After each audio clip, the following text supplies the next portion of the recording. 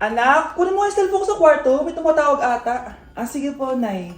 Sabi cellphone ni nanay. Anak, bilisan mo naman.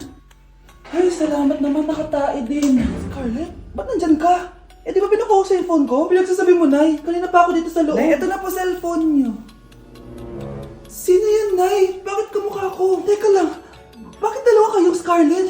Nananaginip pa ako? Ah, Nay, ako yung totoong Scarlett. Ha? Sinungaling! Ako to, Nay. Ang totoong Scarlett. Sandali nga! Hindi na ako tutuwa sa inyong dalawa, ha? Isa lang ang solusyon dito. Magtatanong ako at kung sino ang makasagot ng tama, siya ang totoong Scarlett. Unang tanong, saan ako may balat? Balat?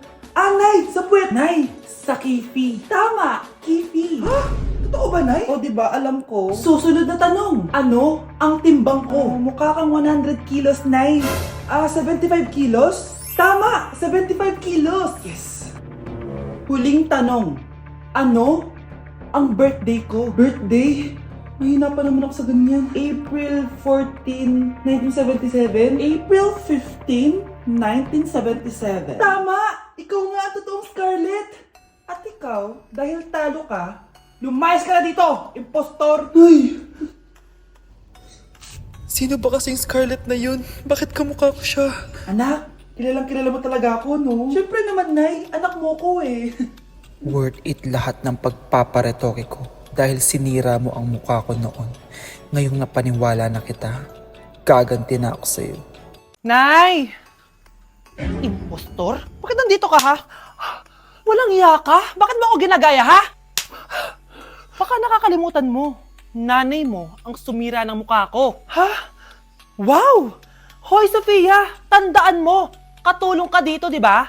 Huwag kang paupa-upo lang dyan. Ma'am, kakatapos ko lang po maglinis. Nagpapahinga lang po ako. Talaga sumasagot ka pa sa amo mo, ha? Nay! Ang dumi pa dito, oh! Hindi niya ginagawa na maayos yung trabaho niya. Walang iya ka? Madumi pa pala dito? At nakuha mo pang magpahinga dyan! Paano nangyari yun?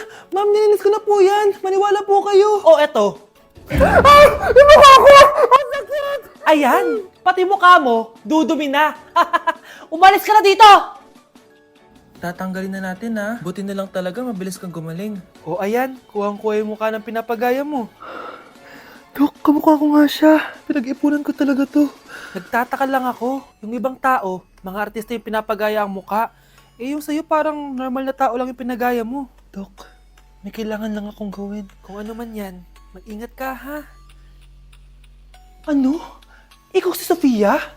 Napakawalang ya mo din eh, no? Niloko mo pa kami. Mas walang ya kayo, mga hayop! Nay, Baka gusto niya ulit mabuhusan ng asido sa mukha. Asido, gusto mo ng round 2? O eto, round 2. Sige, ibuhos mo. Naka-live ako, oh. Ipakita nyo kung sino talaga kayo. Ano? Alisin mo yan. Ano, takot na kayo, no? Tignan ko na lang kung hindi kayo masisira sa mga tao. Hindi kami pwede masira.